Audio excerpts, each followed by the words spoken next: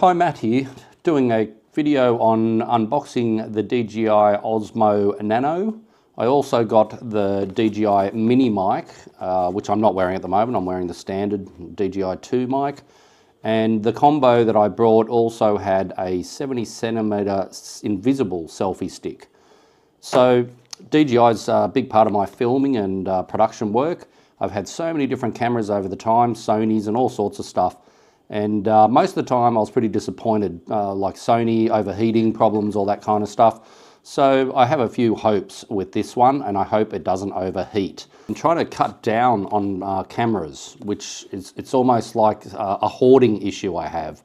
I've got so many different cameras, so many different PTZs and, you know, Osmo this and all the rest of it, Osbots and whatever. So I'm more kind of moving into just DJI just to keep everything in tune. Let's get into it. Now, my first problem is working out how to open this box. So I think I'll just get old Mr. Knife in there because it's got security stickers or whatever. The DJI Osmo Nano. All right, so here's the actual Nano itself in its pretty little package. So that's both parts. So little box here, we've got some cords. We've got the standard cord. We have a protection body for it. So a little protection body. We have the lanyard goes around your neck, that kind of thing, with a magnetic front on it. So it would be put underneath your shirt as such. So that's something I'm really interested in, but at the same time, my biggest letdown for this camera hopefully gets a firmware upgrade and fixes something that I'm a little bit edgy about. Because, for example, my DJI Pocket 3s, I'm able to plug them into, I've got a Magwell Director Mini that all these cameras feed into here. And what I often do is wear a lanyard that holds my Pocket 3 around my neck, say, and I can do PVO shots. So when I'm fixing things or building something, that kind of thing, I can easily get a Pocket 3, you know, harnessed up underneath my face, basically. And I was really hoping that the Nano was going to be able to do the same thing. But from what I've read, this cannot be used as a webcam. So it's my first disappointment because I really want this camera to take the place of a couple of my other cameras that I use for different things. One of them being we film sometimes in a hot tub or a spa, and this thing's waterproof. So that will solve one of my issues because at the moment I use a PTZ, which is quite far away from me, and it's hard to zoom in on a 1080p camera. Like the PTZ does have a proper zoom. It's not using digital zoom like these cameras would, but unfortunately it just is not to be. All right, so this is the actual Nano. Very, very small. I'm happy with that. One of the main things I'm going to use this camera for is mounting it on a shirt or on, say, a top like this, and being able to do PVO sort of shots. I do lots of work, you know, like say installing solar gear or something like that, and I really want to film it. And my main purpose of this little one is to be able to hook it to myself and film discreetly, because there's nothing worse than being out in public with like even a Pocket 3 hanging off my neck and everyone just looks at you. You look like an idiot. So I'm hoping this is a little bit more conspicuous, which it does look quite small. Like if I hold it here on me now, I know I'm not zoomed in heavily, but that's pretty small. I'm pretty happy with size. The weight is very good, but that is quite light. It wouldn't, you know, I think they're 50 something grams, 56 grams, something like that. So pretty light for a camera that's 4K. That was the other thing I wanted to do, was upgrade some of my gear, like the Pocket 3s. You can kind of do 4K and whatnot, but I need a camera that's a bit more versatile than a Pocket 3 that does other stuff. The Pocket 3 is amazing, and I'll actually do a video. I'm going to run around with this camera tonight and tomorrow and do some real world filming on it, just for my own testing purposes on the kind of things that I want to film. And one of them, I'm going to put the DJI Pocket next to the Nano and film going into my director box here, the Director Mini, because I can put a proper live side-by-side view. And I want to see the difference between, say, zoom, low light, all that kind of stuff. Because, so the lens on it is reasonably large, the glass, you know, casing around it, which can come off if you unscrew the top, that'll pop off. So it's good to know that if you ever scratched it, you know, you can just take this off and put another faceplate on it. I've actually got some not official DJI ND filters coming for this thing. I always, especially outside, like to film with ND filters. They're a little bit pricey to get the DJI ones, and being that this isn't going to be my main camera, I just thought I'd just get some cheap Chinese ones. So that's the Nano. I'm not going to go into full specs about it. There's a million videos on it, you know, for full specs, but it can do 4K, 60, 120, slow-mo, all that kind of stuff. So quite amazing what they can pack into a little camera. Like, I really do like DJI. Even the service I got was excellent. They, the box that it came in was sent express post. So I didn't pay extra or anything like that. I ordered this on Friday, which was a public holiday, and it turned up on Tuesday. So that's pretty good. Australia Post actually did their job as well, but I find after COVID, all the express post in Australia is just, it's total crap. They just don't do it. So you pay for it, but they don't do it. So this is our viewing dock. What do they call this thing? They gave it a weird name. Whatever. It's just, it's your screen, so you can see what you're doing. And the little Nano just clicks onto it. So we've got a sticker on the side. I quite like peeling stickers. It's that thing of new stuff. And she just clicks together, real easy. So click, clack. This one can also click together back to front very easily, which is, you know, it's good to know that they can go around the other way as well, so you can get a back view. When Osmo 5 and some of the others, they're quite hard to spin around. You've got to jam it, like force it, because it doesn't actually want to do that. Magnets are very strong. Like, that's a lot of strength in those magnets. So, you know, so far, for a little action cam, if I'm walking around town with this, like, that's pretty small. Like, if I'm walking around, I could quite easily be filming, and you can see, you can't even see the camera in the palm of my hand. So very small, you know, which is handy. Fits in the palm of your hand, so quite discreet. And a lot of the time I wouldn't be filming with the bottom view screen on anyway. The sort of shots that I'll be doing with this, working with a few other cameras at the same time, I'd probably rarely use this as a single camera. But it can do 4K and everything else, which pretty much now is the standard. You know, a lot of my cameras I own are 1080p, especially my PTZs, you know, the ones with, you know, robotic cameras that you can control.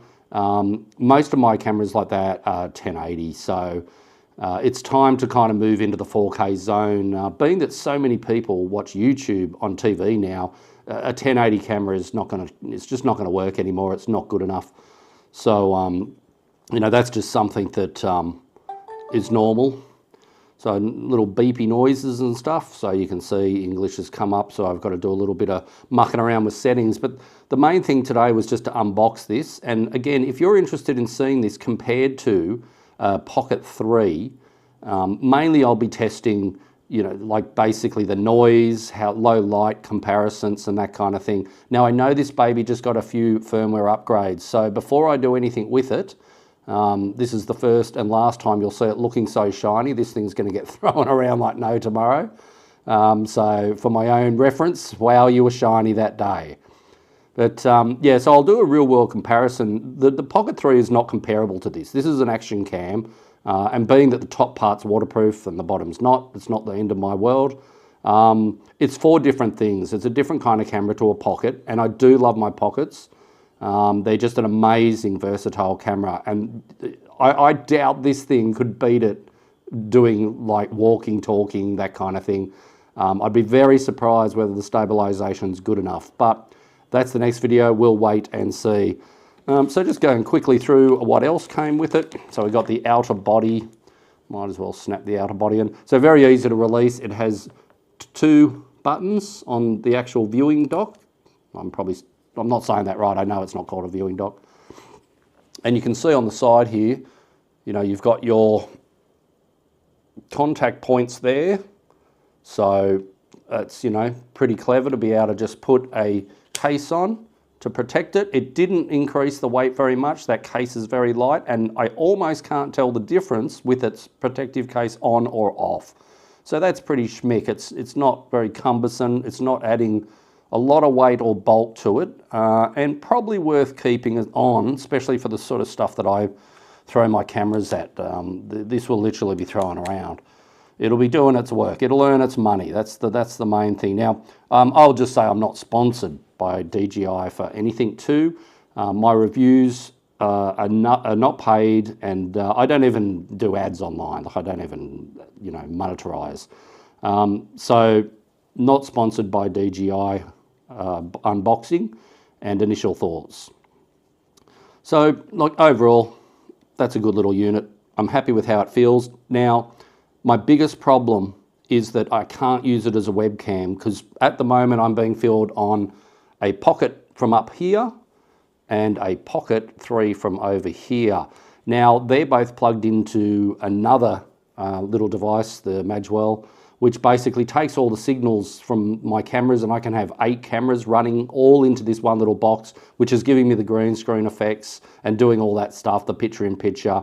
It's doing all that live. It's doing it, right now. And I'm really a bit pissed that this thing has nothing that I can go live on. So it does have a USB that you can tap into in the side drawer here, but it will not be a webcam at the moment. Now, I'm fingers crossed that DJI fixed this because this camera is going to get used only half as much as I'd like to because it can't be a webcam at the same time, which is a real pain because, like, if I'm doing lives, I need all my cameras to be working straight up. But in the next video I'm going to do a workaround, a hack that I did for the Pockets very early on to get them to all be webcams and send over Wi-Fi without cords.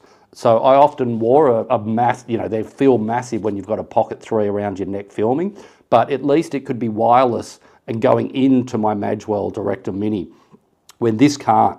So major downfall at the moment. I do really believe that they would be able to patch that kind of connectivity and firmware. It is a very new machine, and DJI generally are pretty good with firmware. They release a lot of firmware. I own their drones and all sorts of cameras and microphones and everything, and I'm always pretty impressed how long they keep up the updates coming in for. So I'm never too worried about that.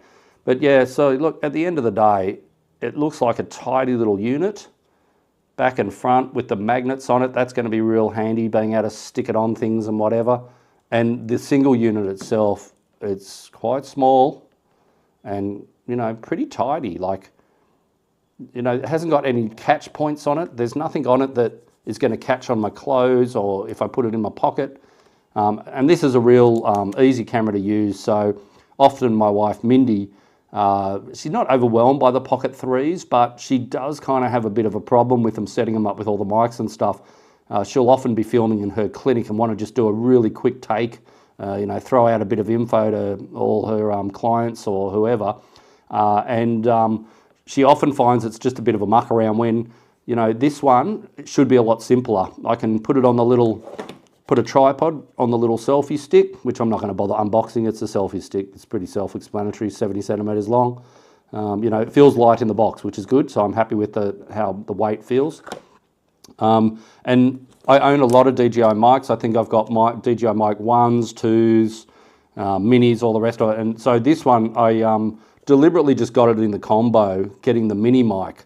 It's one I haven't tried, and it will just live with this one. They'll just pair together and they'll always be friends together, because a pain in the bum when you're running around with DJI mics is if you pair it to, say, a phone or this camera or whatever, it's paired to this. So then if I turn on my Director Mini, for example, and I want all my camera feeds coming into that, I've got to reconnect it. I just had to do it for the mic I'm wearing because it had been paired to something else. I can't even remember what I was pairing it to, but it was paired to another Pocket 3. I own a couple of Pocket 3s. So it's a pain in the ass. I just had to go through. I had to, it only took me a minute to do it, but it's just one more thing you've got to do, which I don't want to do. If something spontaneous is happening, I want to be able to throw a camera on and capture that moment. And that's what this one's for. So the mic will always be paired to this, and no one will be allowed to unpair it and use this mic on anything else. So money-wise, this cost me a fraction under $700. which isn't too bad, latest tech, 4K camera and all that kind of stuff, so I don't consider that expensive. It depends what you're doing with them as to whether that's expensive. Like, I'll consider this expensive if I break it within a week. I did get the DJI Care for it for just a year, which was $39. So the $700 was the mic, the stick, the camera, and getting a year's coverage. I always generally get a year's coverage. I don't like kind of insurance. I feel like it's a scam, but with things like this kind of technology, and I like to push them, you know, pretty hard, there's a really good chance I could break it. I'd always buy it for my drones because they make me paranoid. When you buy the latest drone and you're whizzing that thing around and you know what it's worth in the sky, and being that I'm a pretty crap pilot, always worth getting the insurance for that. And so yeah, $700, so this is insured for a year. I could now throw it across the room into a wall, break it and send it straight back to get another one. So not a bad deal from DJI. Happy with the feel, the weight, the look. Now the next test in the next video is going to be how well does it actually stack up. And I'll put it up against my Pocket 3s and maybe my PTZs and a few others just to get the idea of low light, that kind of thing. I'm more interested in a lot of cameras, how much noise they take in, because like I said, I film in a spa and all the steam tricks the camera into thinking that, you know, it's like blur. And unfortunately, when a camera sees stuff like steam, it actually makes more data, so the file will be 3 times bigger because it's trying to render in all the steam. So if you've got a nice clear shot and good lighting, a lot of cameras, you know, are not a problem. I even find that the Pockets, and I wonder if this is going to do it as well, the Pocket 3s actually pick up too much light. I'm not saying they're the ultimate low light camera. I'm just saying that in extreme light, like if you turn on a lot of studio lights, you look pretty terrible. Like at the moment, I'm sitting under 3 lights that are just, you know, in a kitchen area, which you can kind of tell because I'm getting a lot of shadows. You can see triple shadows coming in. So I'm not even in the studio at the moment. I'm literally filming at, you know, like a kitchen table. As you can see, the Pocket does that pretty well. But these are the tests I want to give this one. And stability and running and walking. And like I said, because I've got the Director Mini, which, you know, probably makes no sense to what I'm talking about. I'll see if I can... I can't really spin a camera, it doesn't matter. Yeah, so that's my quick unboxing of the Nano. There's a few other things which, you know, really at the end of the day don't matter. There's a suction cap, you know, which is actually nice to get for free. Like, you know, they're like to give you a little suction cap that you can stick on your car or on a wall or whatever. You know, that's pretty cool to give it for free. A lot of things come with no accessories, and I always feel like I'm getting ripped off having to buy accessories when something as simple as this could cost about $60. You know, all it is a magnetic and I've got to say a pretty poor quality suction cap. Like, I know it's been in packing, but that's definitely not the nicest suction cap I've ever seen. Most of my suction caps for cameras have a little clicker on the side which sucks down, so you put it on something and you pull a lever and it sucks in. This doesn't have that, and it's pretty warped. Like, if you can kind of see what I mean, it's pretty, you know, how's your father there? That's pretty, I wouldn't personally trust this on a car, screaming down a highway going 100 k's an hour. But, you know, either way, like I said, not an accessory I would have brought because I got better ones, but still nice of them to give them to you anyway, first up. But if it could have saved me $50, I would rather not have it. I'd rather buy it myself. So thanks, but kind of no thanks with some of the accessories, the suction cap being one of them.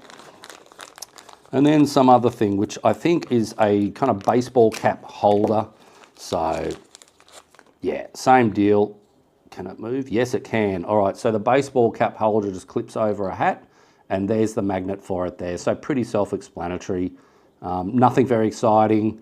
Again, don't know whether I'd use that very much.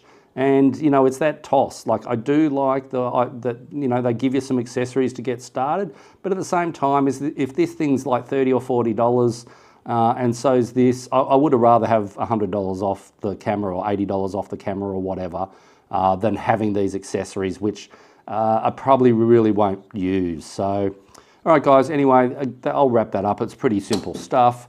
Happy to get my little Nano. I think it's going to have a lot of fun in our family, and I hope it's up for the job. It doesn't really know what it's in for yet, but you know, overall pretty happy. And again, some of the features are lacking at the moment, but I think they're going to fix them in firmware. I really hope they fix them up in firmware, because I need this to be a webcam to really function with the ecosystem of all my other DJI cameras. And the reason I'm kind of sticking to DJI now is because they're all going to be the same color profile, which is quite important. Like if you've got this camera and it's a Sony, and then you've got a Pocket 3 filming me here, they're going to look totally different. And when you flick between cameras, or you're even doing what I'm doing now, all the tones and the color and the saturation and everything just looks different, and it looks crap. So having one ecosystem, I didn't plan on it, but it's become DJI because no one else is stacked up to how good they are. Meaning that this camera is going to work with my pockets. They're going to look the same. My drone, when I use that, which I use like kind of wirelessly into this device here that's capturing all my cameras, I can have a drone and 7 other cameras feeding into what I'm filming on now, which I might show you in a video. I actually love my Madgewell Director Mini. It's an amazing little unit. But to be able to feed them all in is really good. And to have the same colors and everything just marries up, just makes sense to me to have one ecosystem. I'm just going to pick the brand now. It's just become DJI. That's just how it's worked out in the end. Wasn't out of choice, but their products are pretty good. And again, I'm not sponsored by DJI. I wouldn't ask them for anything. I pay for all my gear, and I'm generally not a tech reviewer, but like when things come out and they excite me, I'm going to film it. So, you know, occasionally I will be doing things like that. Occasionally I'll be, you know, showing you some of my gear. It's not really related to what we do, but it all fits. It all fits in anyway, because you know, I'm hanging for the Pocket 4 now. The DJI Pocket 4 is what I really want. This is just an in-between fill, you know, to get my retail therapy, you know, points up in my head. But the real one's going to be the Pocket 4. I don't think this thing could compete against a Pocket 4, and that's going to be really exciting. And you know, I can't wait. That'll be hopefully before Christmas, so that can be my Christmas present. All right, guys, I'm going to wrap it up. That's a simple unboxing. Again, the stats on this are amazing for its size. To have something that small, being able to do what it does is amazing. I really hope they upgrade the firmware and let me make it a webcam so I can plug it into all my other production gear and all my cameras can work together. Because otherwise, it's a bit of a separate film job, which I'm not real keen on, because I'm kind of used to running 2 or 3 cameras on any production at one time, and to have one that's not really fitting in and not coming into the same production because it can't is kind of annoying. So it's making it feel a bit like it's only going to do, you know, kind of B-roll. It's going to be a bit of a B-roll camera, but I can see where it's very purposeful for that. Some of the clips I do, B-roll being, you know, sticking this on the side of a pole or something, will be awesome. It'll just give me that, you know, extra camera, but it makes a lot more editing, because all this stuff that I'm filming now is, I don't have to edit it. I've got to cut out all the boring bits, which, being that I ramble on too much, are many. But at the end of the day, yeah, it's the major downfall at the moment. Anything else kind of doesn't worry me. But again, DJI, I have faith that they'll fix the problem up. And enough of your whinge about it, they'll fix the problem. So I'll do my part. I'll whinge to DJI to make this thing a webcam also. It's got the capabilities to do it once the dock's on, because we have a USB. It's just a firmware issue that I'm sure they can do, unless they push this thing so far already with the, you know, the processor inside that it just can't be done, which would be a real shame, and would mean this thing might just get thrown in a drawer somewhere and maybe never really used. So fingers crossed that that's what happens. Anyway, guys, thanks for watching. Do all the standard stuff, like, subscribe, whatever. Yeah, and we'll see you in the next one.